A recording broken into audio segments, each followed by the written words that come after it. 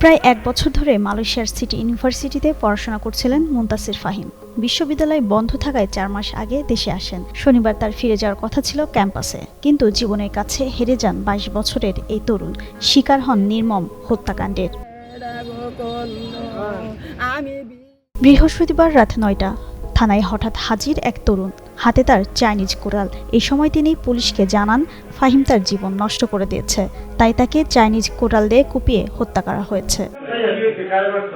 থানা পুলিশ অভিযুক্ত অনিককে আটক করে তার দেওয়া তথ্য অনুযায়ী ময়মনসিংহের ত্রিশাল সরকারি নজরুল একাডেমি স্কুল মাঠে খুঁজতে থাকে ফাহিমকে।